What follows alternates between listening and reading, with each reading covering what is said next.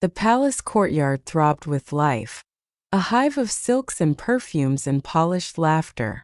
Lanterns swung from carved wooden beams, scattering their amber glow across the throng of nobles who darted about like jeweled birds. Servants scurried beneath their notice, carrying trays heavy with wine and bowls of crushed petals to scatter before the coming ceremony. I should have been among them, preparing the last touches for the mating rites, but instead my arms were full of something softer, warmer. 3 wolf pups wriggling against my chest, their small bodies humming with fragile heat.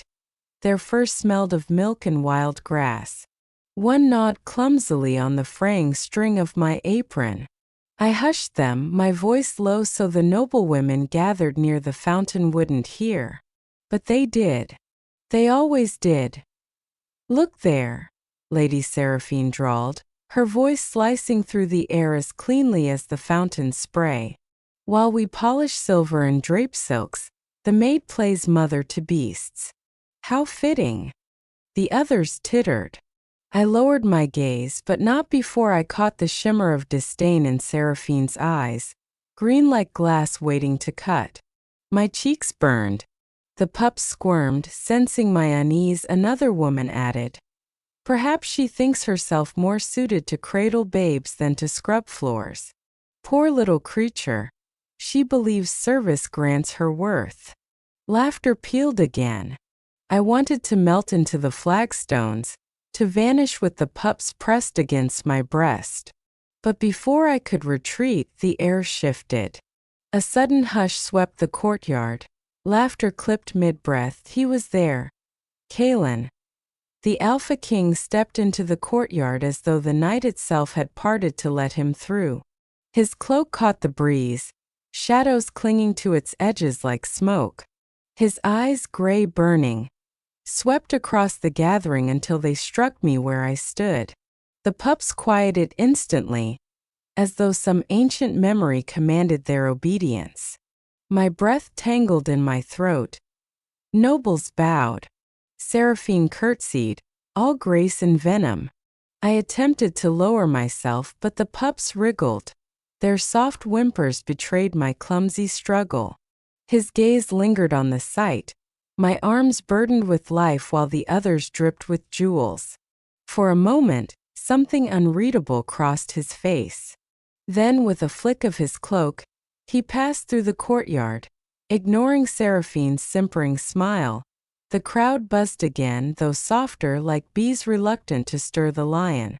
My knees threatened to give way. The pups licked my chin, and I forced myself back to the nursery later. When the torches guttered low and the palace quieted, I thought myself safe. Yet the door to the nursery opened without warning, and there he was again, framed in moonlight. Kalen filled the small room too easily, his presence a storm in a chamber meant for lullabies. "You should have been at the ceremony rehearsals," he said, his voice low, roughened with authority that I clutched the nearest pup tighter, though it was hardly protection. "They needed me here," I whispered. "They?" He arched a brow. "Or you?" I swallowed. "No one else will tend them with care. They whine when the others handle them. They're restless without me." A silence followed, thick and dangerous. He stepped closer, the leather of his boots soft against the reed mats. His eyes fell to the pup I held, then to my hands raw from endless work. For one shattering moment he reached out, taking the smallest creature from me. His fingers brushed mine, heat, a spark that jolted up my arm. The pup yawned, pressing its tiny muzzle against his chest. Kalen's sternness cracked, if only faintly. His mouth twitched, not into a smile but into something gentler than I thought possible from him. "You have courage," he said finally, eyes never leaving mine. "But courage is a blade. Hold it too carelessly, and it cuts you first." Before I could answer, he placed the pup back into my arms and turned, the door closing behind him like the slam of a heartbeat. Sleep evaded me long into the night. I lay among the pups, their breathing soft and even, but my chest knotted with unease. His words echoed, mingled with the sting of Seraphine's laughter. I was a maid. He was king. The distance was greater than any sea, and yet, when he touched my hand, the world had shifted. That I tried to dismiss it as foolishness, but fate had sharper ears than mine. Because when the candles burned low in the distant hall, I heard the whispers, voices not meant for me. Passing through the corridor to fetch water, I froze as words slithered from behind a half-open door. She cannot be allowed to linger, Seraphine hissed, the sound like silk tearing. A girl with pups in her arms while I stand at Kaylin's side? It is an insult. Remove her before the ceremony. Another voice, male, cold as steel, murmured, "She will not survive the week." My heart seized. I staggered back, clutching the jug until water spilled across my hands. The door creaked, and I fled before shadows spilled into the corridor. Did I in the nursery? I collapsed beside the sleeping pups, my breath uneven. Their warmth pressed against me, anchors against the storm rising in my chest. Somewhere in the palace, plots coiled like snakes. The ceremony loomed like a blade above my head, and for the first time, I wondered if caring for the Alpha King's little ones had sealed my fate, or if it was only the beginning of something far more dangerous. The night hummed with a strange restlessness. A restless wind tugged through the palace courtyards, carrying the low murmur of drums as the coming ceremony drew closer. I sat in the nursery trying to hush the pups into sleep, but they twisted and whined, ears twitching toward the open shutters. Something beyond the walls stirred them. My hands shook as I stroked their fur, whispering lullabies, though unease coiled through my chest. A sharp yelp split the air. One pup wriggled free and darted into the darkness of the corridor. My breath hitched. I ran after it, bare feet slapping against the stones, the other pups crying out behind me. The air grew colder as I chased the small blur of fur through shadowed arches and into the garden. The night outside was silvered with moonlight. Trees swayed, their branches clawing at the sky. And from the forest beyond the wall came a growl, low, guttural, hungry. My blood chilled. The pup froze on the grass, tiny body quivering. Before I could reach it, a shape detached from the shadows. A wolf, eyes gleaming, jaws parted in anticipation. I didn't think. I flung myself over the pup, arms outstretched as though my fragile frame could be a shield. The beast lunged, hot breath searing my face, claws striking the earth. I braced for the pain, but it never came. A roar split the garden, thunderous, shaking the leaves. The wolf was wrenched away, thrown against the earth with a force that cracked the ground. A figure stood between me and death, Kaylin. His cloak snapped like wings in the wind, his chest rising with each dangerous breath. His eyes glowed with that otherworldly fire, a silver blaze that belonged more to beast than man. "Foolish," he growled, though the word was not for me alone. It was for the threat still writhing before him. In one swift motion, he seized the creature by the throat. The wolf snarled once, then went limp under his crushing strength. Silence fell, broken only by the ragged beat of my heart. The pup whimpered in my arms. I could barely breathe, pinned by Kaylin's presence as much as by the fear still coursing through me. He turned, his gaze locking onto mine. "Were you trying to die?" I shook my head, words trapped in my throat. He ran," I managed, clutching the pup tighter. I couldn't let him be taken. His eyes softened, though his voice remained edged with steel. "You would throw away your life for one small life." I met his gaze, trembling but steady enough to whisper, "Yes, because no one else would." For the first time his stare faltered. He stepped closer, and in that nearness the world narrowed to the sound of our breaths. His hand brushed my shoulder, checking for wounds, though the touch lingered longer than it needed. Heat flooded my skin behind him. A voice interrupted, smooth, cutting. "How touching!"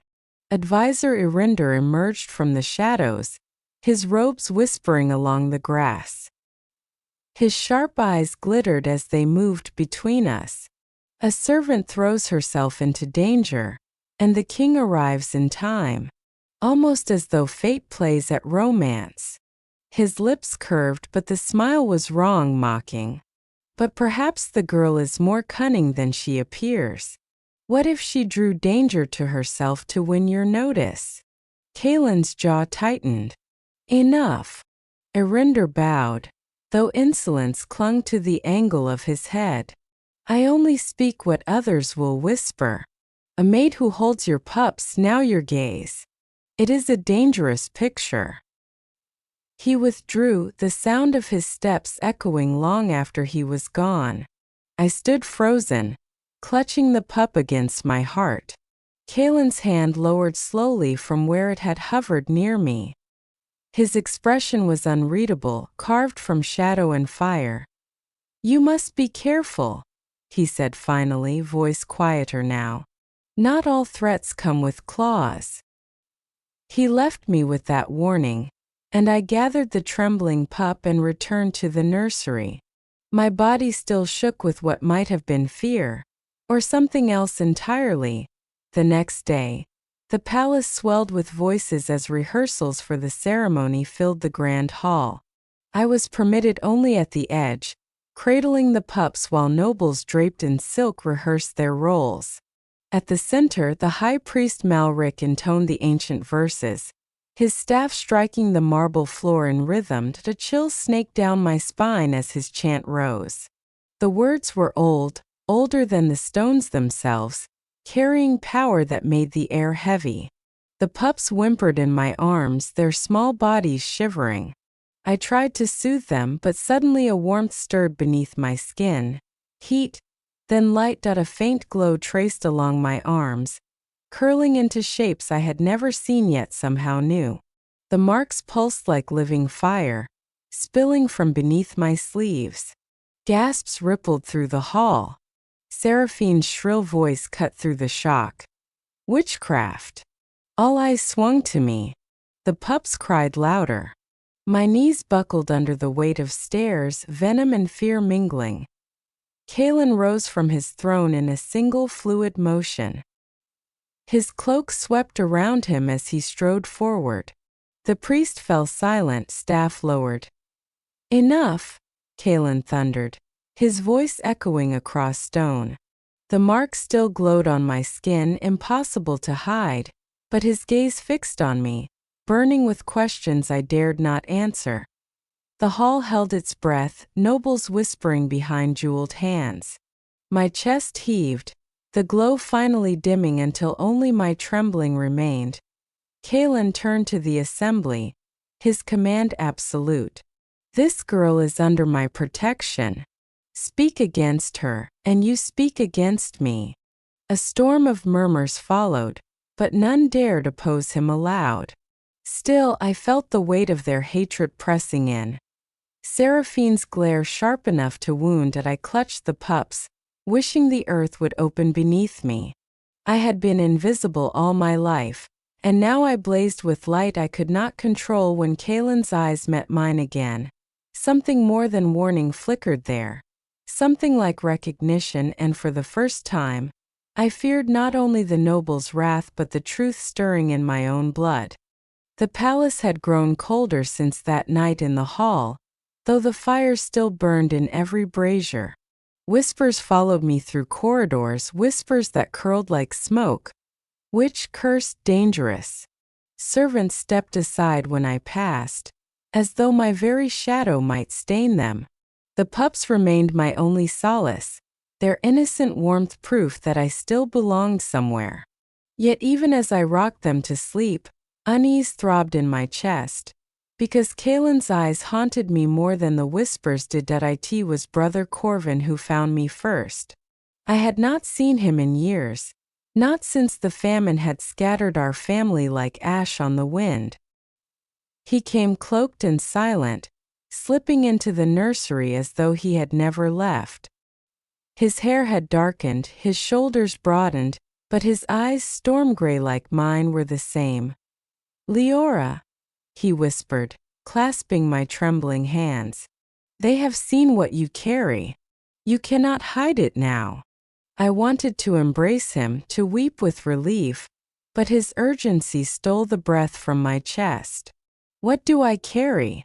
I asked. He glanced at the sleeping pups before speaking, his words sharp with fear. "The bloodline of the first queen. The wolves bow to you because it is written in them to obey.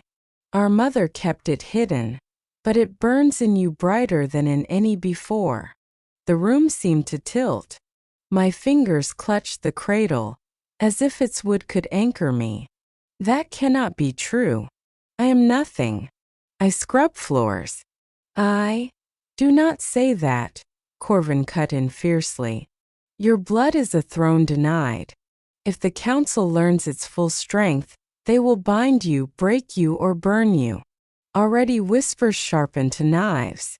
"You must flee before the ceremony." Flee. The word struck me like betrayal, though he meant it as love. My gaze drifted to the pups, soft and helpless. How could I abandon them? And Kalen, though I had no right to speak his name as though it belonged beside mine. The thought of leaving him burned worse than fire. I could not answer, for the door opened and Kalen himself stepped inside.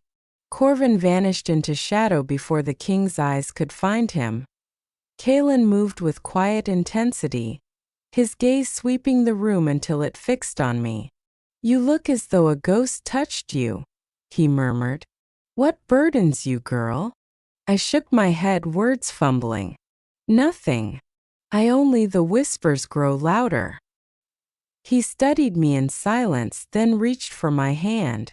His thumb brushed over my knuckles, calloused yet careful, and the gesture struck deeper than any command. "You are stronger than their voices," he said. "Stronger than you know." My heart rebelled against caution. "And yet you look at me as though you fear what I am." His eyes darkened. For a moment his walls cracked, and I saw the man behind the crown, worn, scarred, longing. "I do not fear you," he confessed, voice low.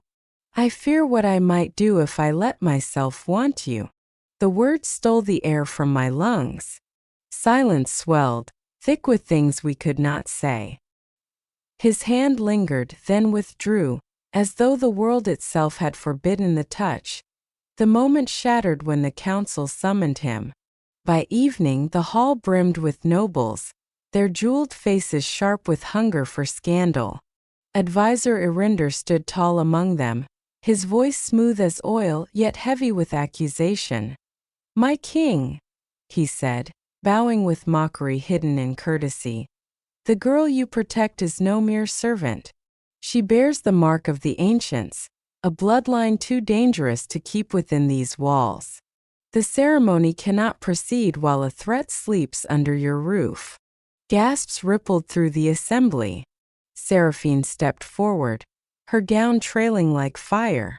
"She bewitched your pups, and now she bewitches you.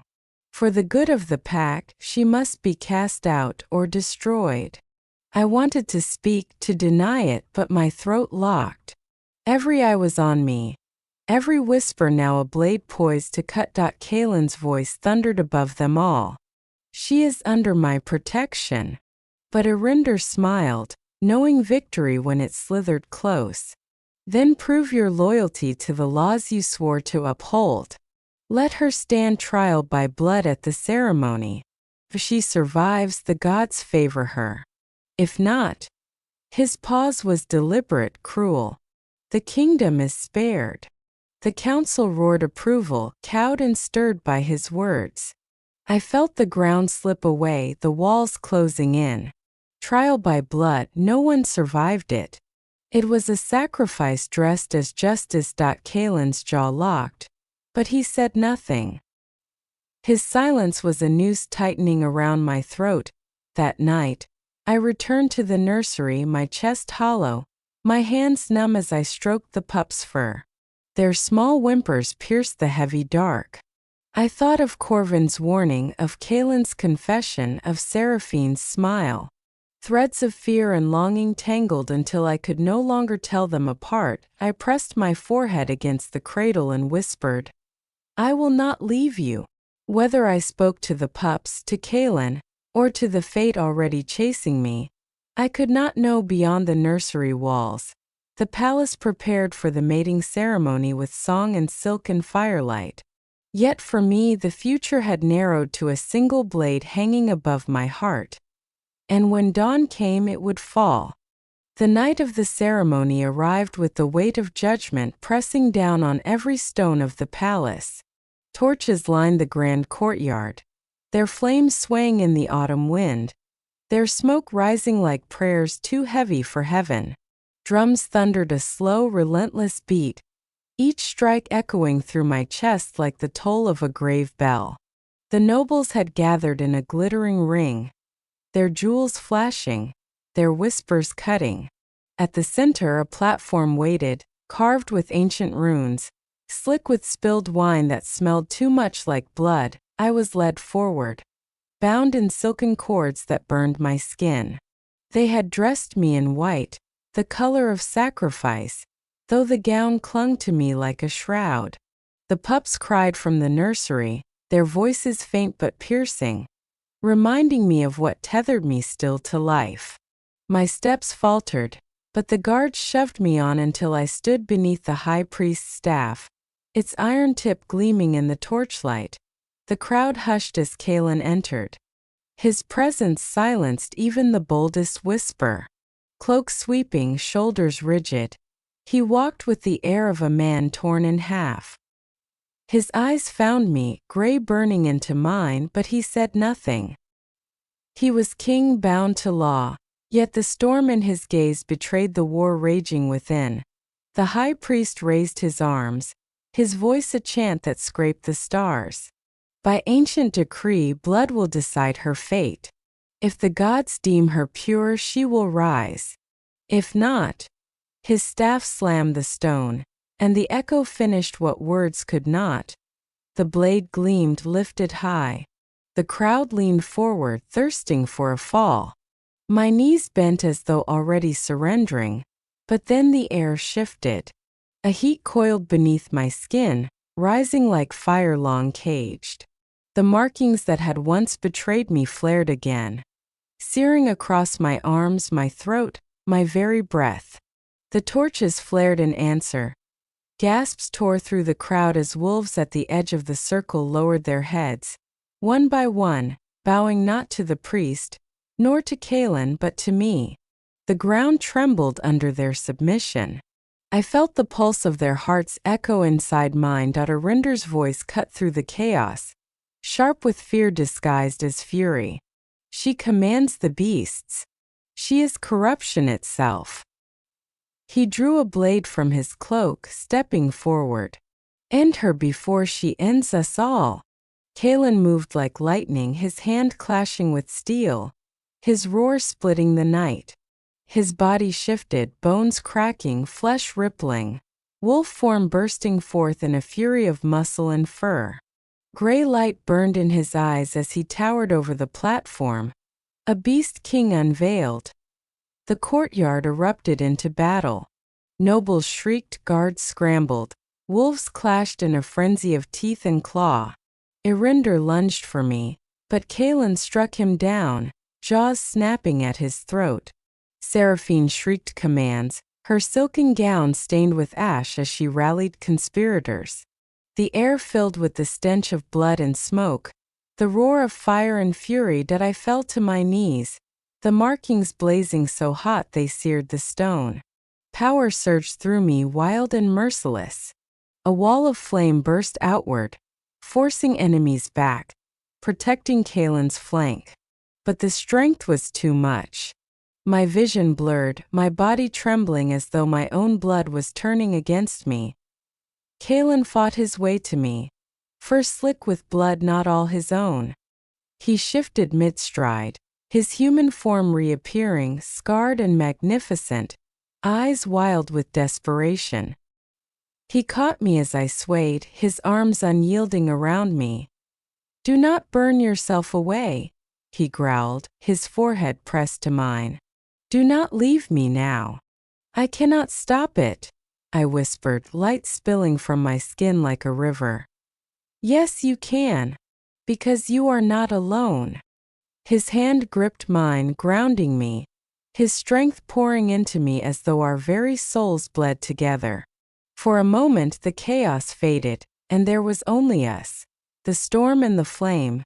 Bound in defiance of fate, I drew breath steady, and the fire within me obeyed. It coiled, it bent, and finally it quieted, leaving only a soft glow that pulsed in rhythm with his heart against mine. The markings dimmed, retreating beneath my skin. Irinder lay broken at the platform's edge. Seraphine, stripped of her allies, fled into the shadows, her screams swallowed by the forest beyond. The crowd knelt, one after another, nobles and wolves alike bending to Kaelin and to me. Dawn bled across the horizon, gold washing away the smoke. The pups were brought to me, their small bodies pressing into my lap as if they had known all along where they belonged. My hands trembled as I stroked their fur, tears slipping down my cheeks.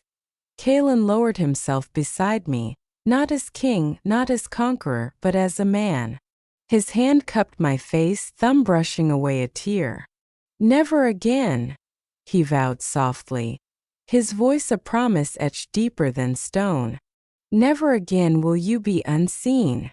I leaned into his touch, my voice breaking but steady enough to answer.